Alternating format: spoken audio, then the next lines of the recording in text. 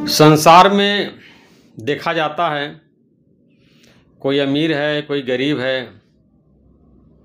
किसी के पास करोड़ों है, किसी के पास खाने के लिए नहीं है, कोई राजा है, कोई रंक है, कोई सड़क पे सोता है, कोई महल में सोता है, किसी का बच्चा सोने के चम्मच से खाना खाता है और किसी का बच्चा दूध के लिए रोता, दूध नहीं मिल पाता है। तो इन सब का क्या कारण है? तो समझ में आता है कि ये सब मनुष्य के कर्मों का फल है। धर्म ग्रंथों में भी आया है कि हम जो भी कर्म करते हैं उसका फल हमको मिलता है। भगवद गीता में भगवान कृष्ण ने अर्जुन को समझाया है कि तुम्हारा सिर्फ कर्म करने में अधिकार है, उसके फल में कदाचित भी नहीं। मनुष्य का केवल जो है कर्म तक ही उसका अधिकार है, सीमित है। फल जो है भगवान के हाथ में है। हम जैसा भी कर्म करते हैं उसका फल हमको भगवान के द्वारा मिलता है। 3 प्रकार के कर्म का वर्णन शास्त्रों में आता है: संचित कर्म, प्रारब्ध कर्म और क्रियमान कर्म। तो जो भी हम कर्म करते हैं वो सब संचित कर्म में इकट्ठा होता चला जाता है। उसमें हमारे पिछले पता नहीं कितने अनादिकाल से शास्त्रों में बताया गया कि सृष्टि का कब उत्पन्न हुआ, कब समाप्त होगा, इसका कोई सीमा नहीं, अनादिकाल से चल रहा है। कब उत्पन्न हुआ, कब अंत होगा, इसका कोई शास्त्र में उल्लेख नहीं है। अनादिकाल से जीवात्मा है और अनादिकाल से कर्म कर रहा है। तो सारे कर्म उसके संचित होते रहते हैं और उन संचित कर्मों से थोड़ा सा प्रारब्ध कर्म लेकर के आता है और उसका ही वो पूरे जीवन भर भोग करता है। इसीलिए रामचरितमानस में आया है, पहले बना प्रारब्ध पीछे रचा शरीर, तुलसी ऐसा जान के मन न बाधे धीर। पहले प्रारब्ध बन जाता है, शरीर की रचना बाद में होती है। ये मनुष्य कहाँ पैदा होगा, कैसी इसकी जीवन होगी, क्या खाना खाएगा, सारा कुछ जो है प्रारब्ध में पूरा फिक्स रहता है, वैसा ही उसको मिलता है। इसीलिए देखने में आता है कि सभी लोग प्रयत्न करते हैं, सफलता थोड़े लोगों को मिलती है। तो जिनके प्रारब्ध में होता है उनको सफलता मिलती है और जिनके प्रारब्ध में नहीं होता है वो सफलता नहीं मिलती है। कोई न कोई बाधा उनके सामने आ जाती है, देवी देवता उनकी हेल्प नहीं करते, मदद नहीं करते हैं। तो प्रारब्ध कर्म लिमिटेड है। शरीर खत्म होने के साथ साथ जो है हमारा प्रारब्ध कर्म समाप्त हो जाता है।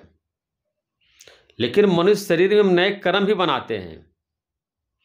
जब भी हम कर्म बनाएंगे इसका हमको जो है अगले जीवन में इसका हमको भोगना पड़ता है। तो जो हम वर्तमान में कर्म बना रहे हैं इसको क्रियमान कर्म बोलते हैं और जब भी हम क्रियमान कर्म बनाते हैं वो संचित कर्म इकट्ठा होता चला जाता है। तो 3 प्रकार के कर्म बताए गए हैं: संचित कर्म, प्रारब्ध कर्म, क्रियमान कर्म। इस चक्र में आदमी घूमता रहता है और कर्मों के अनुसार जो है कभी उच्च गति को पाता है, कभी मध्यम गति को पाता है, कभी निम्न गति को पाता है। कभी राजा बन जाता है, कभी रानी बन जाती है और पाप कर्मों के कारण जो है कभी कभी वो दासी भी बन जाती है। ये सब जो है अपने ही कर्मों का खेल है और सबको भोगना ही पड़ता है। इसीलिए रामचरितमानस में भगवान राम जो है लक्ष्मण जी को समझा रहे हैं कि जो कुछ व्यक्ति को मिला है वो सब उसके कर्मों का ही फल है। कर्म प्रधान विश्व रचि राखा, जो जस करहि तास फल चाखा। भगवान राम जो है भाई लक्ष्मण को समझा रहे हैं, भाई ये पूरे संसार में जो है कर्म के अनुसार ही व्यक्ति की गति होती है। जैसा व्यक्ति कर्म करता है वैसा उसको फल मिलता है। दूसरा जो है कोई भी कारण नहीं है मनुष्य के दुखों का या अमीर होने का, सिर्फ जो है उसके अच्छे और बुरे कर्म ही हैं जिसका कारण जो है व्यक्ति को भोगना पड़ता है।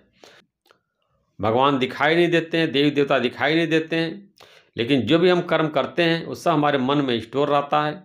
और भगवान हमारे मन के साक्षी हैं, देवी देवता हमारे मन के साक्षी हैं, और उस कर्म का फल हमको जो समय पे हमको मिलता ही मिलता है। किस कर्म का फल हमको मिल रहा है, कैसा भोग हम भोग रहे हैं, ये सब हमारे ही कर्मों का फल है। भगवद गीता में भगवान ने बताया कि 3 तरह के व्यक्ति होते हैं और उसी अनुसार उनको फल मिलता है। पहला सत्वगुणी व्यक्ति। सत्वगुणी व्यक्ति या सात्विक व्यक्ति जो सेवा करते हैं, परोपकार करते हैं, दूसरे के भलाई में लगे रहते हैं, उसको सात्विक व्यक्ति बोलते हैं। इसीलिए रामचरितमानस में आया है, परहित सरस धर्म नहीं भाई, पर पीड़ा नहीं कोई अदमाई। भगवान राम जी जो है लक्ष्मण जी को समझा रहे हैं, पराये के हित करने से बड़ा कोई धर्म नहीं है, अब पराये को कष्ट पहुंचाने से बड़ा कोई धर्म नहीं है। तो जब हम दूसरे के हित करते हैं, भलाई करते हैं, सेवा करते हैं, परोपकार करते हैं, धर्म है हमारा, तो ऐसा कार्य करने से जो है हमको देव योनि की प्राप्ति होती है। भगवान कृष्ण बता रहे हैं ऐसे व्यक्ति को देव योनि की प्राप्ति होती है, देवत्व को प्राप्त कर लेता है। और दूसरे होते हैं मध्यम प्रकार के व्यक्ति जिनको रजोगुणी व्यक्ति बोला जाता है, जो केवल अपने भलाई में, अपने फायदे में लगे हुए हैं, किसमें मेरा फायदा, किसमें मेरा लाभ है, उसी में लगे रहते हैं। केवल स्वार्थ बुद्धि उनकी होती है। स्वार्थ लाभ करे सब प्रीति, सूर्य नर मुन की यही रीति। सब स्वार्थ लाभ से प्रेम करते हैं, जिसे स्वार्थ नहीं, कोई लाभ नहीं, कोई मतलब नहीं, उनके तरफ देखते ही नहीं, मतलबी लोग होते हैं। स्वार्थी मनुष्य जो है वो रजोगुणी व्यक्ति होते हैं। वो मरने के बाद भी जो है फिर मनुष्य योनि को प्राप्त होते हैं, फिर मनुष्य बन जाते हैं। और तीसरे जो निम्न कोटि के व्यक्ति होते हैं तमोगुणी व्यक्ति, जो दूसरे को कष्ट पहुंचाते हैं, दूसरे को धोखा देते हैं, दूसरे को ठगते हैं। पापी व्यक्ति, बलात्कारी व्यक्ति, चोरी व्यक्ति, ठग व्यक्ति, बेईमान व्यक्ति, भ्रष्ट व्यक्ति, भगवान बता रहे हैं कि इनको हम पशु योनियों में डाल देते हैं। इनकी जो है गति बहुत ही खराब होती है, 84 लाख योनियों के चक्कर लगाते रहते हैं। तो सभी लोग जो है पशु योनि में नहीं जाते हैं, केवल तामसिक व्यक्ति पशु योनि में जाते हैं।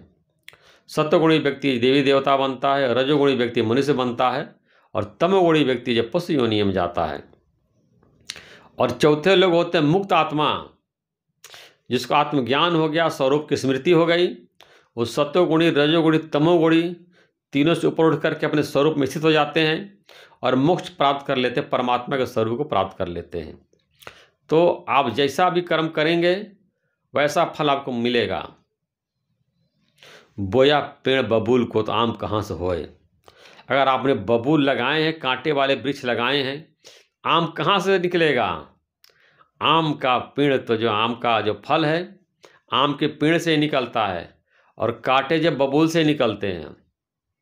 तो जो आप पाप कर्म कर रहे हैं या जो गलत कार्य कर रहे हैं, चोरी का कर रहे हैं या गैर कानूनी कार्य कर रहे हैं, और समझिए अपने लिए बबूल की खेती कर रहे हैं, आपको वही कांटे मिलेंगे, वही कांटे चुभेंगे आपको।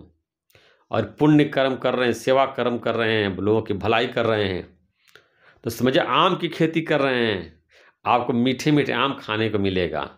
तो भगवान क्या करें, भगवान जब पक्षपात रहित हैं, निष्पक्ष हैं, न्याय करते हैं और मनुष्य के कर्मों का फल प्रदान करते हैं। तो जो भी आप कर्म करेंगे उसका फल आपको भोगना ही पड़ेगा, उससे आप बच नहीं सकते हैं। सबको जो है कर्म का फल भोगना ही पड़ता है। तो जो कुछ भी संसार में दिखाई दे रहा है, ऊंच नीच, छोटा बड़ा, अमीर गरीब, झोपड़ी में, महल में, ये सब मनुष्य के कर्मों का फल है। और मनुष्य के कर्मों का फल जो है उसको भोगना ही पड़ता है, कोई व्यक्ति उससे छूट नहीं सकता है।